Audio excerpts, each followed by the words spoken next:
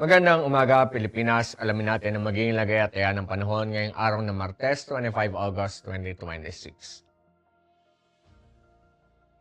Sa kasalukuyan, mayroon nga tayong binabantayan na dalawang bagyo sa labas ng ating Philippine Area of Responsibility.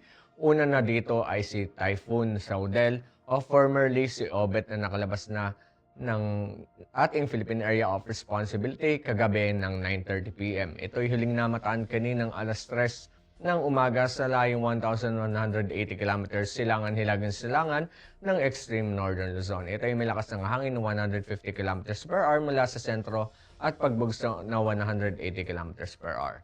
Ito ay kumikilos west-northwestward sa bilis na 25 kilometers per hour. Ito nga si Typhoon Saudel ay patuloy na kikilos dito sa hilaga ng ating Philippine Area of Responsibility at inaasahan sa mga susunod na araw ay posible pa rin itong mahatak ang ating southwest monsoon.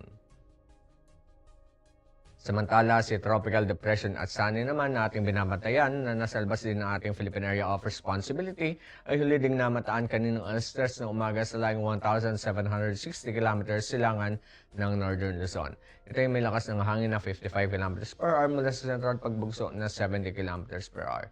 Ito ay kumikilos northward sa bilis na 30 kilometers per hour. Ito nga si Tropical Depression at Sunny ay hindi pa rin naalis ang posibilidad na pumasok ng ating Philippine Area of Responsibility.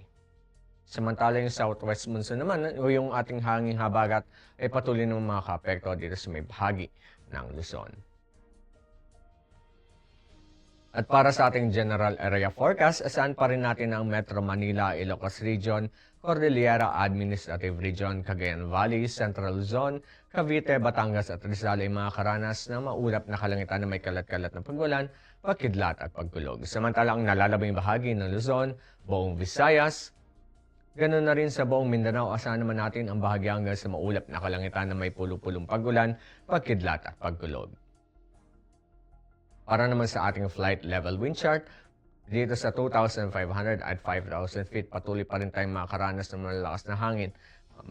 Katamtaman hanggang sa malalakas na hangin na nagmumula sa southwest.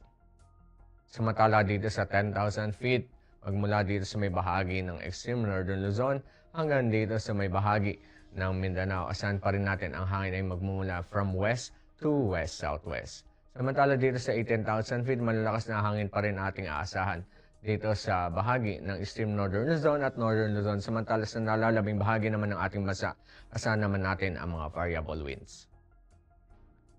Para naman sa impact nito sa flight operations sa Metro Manila at sa nalalabing bahagi ng Luzon, asahan naman natin yung moist southwesterly flow na makapagdala ng rainfall at mga gusty surface winds. Ang impact nito sa rotary ay posible tayong makaranas ng mga reduced visibility at mga gusty winds na posibleng makapaglimit ng ating VFR at mga low-level operations. Yung wet helipads may also increase yung ating operational hazards. Samantala sa fixed wing naman, asahan natin yung mga low ceilings, turbulence at mga wet runway conditions na posibleng mapagresulta ng mga flight delays, cancellations, diversions to alternate airfields. Sa nalalabing bahagi naman ng ating bansa, asahan pa rin natin yung afternoon convective development na posibleng makapag-produce ng mga gust fronts at mga heavy rainfall. Ang impact nito sa rotary, asahan natin yung mga downburst, strong wind gusts, ang mga reduced visibility na posibleng makapag-pose ng significant hazard sa ating mga flight operations. So, iwasan natin yung mga cumulonimbus activities. Samantala sa fixed wing naman, asahan naman natin yung mga severe turbulence at mga wind shear during arrival and take-off departure phases, at yung aircraft natin may also experience delays or require diversions to alternate airfields. Ang haring araw ay sumikat kaninang 05:43 AM at ito naman ay lulubog mamayang 6:13 PM. Para naman sa ating moon illumination, 93% increasing. At para manatiling updated sa lagay at taya ng panahon, i-follow lamang ang Air Force Weather Center sa aming mga official social media accounts. Yan lamang pong latest update mula sa ating lagay ng panahon sa ngalan ng aming commanding officer na si Colonel Hermelino T. Calubiran Jr., PAF GSC. Ako po si Staff Sergeant Celso Puedes, Philippine Air Force Weather Broadcaster ng Air Force Weather Center. Muling magandang umaga, Pilipinas.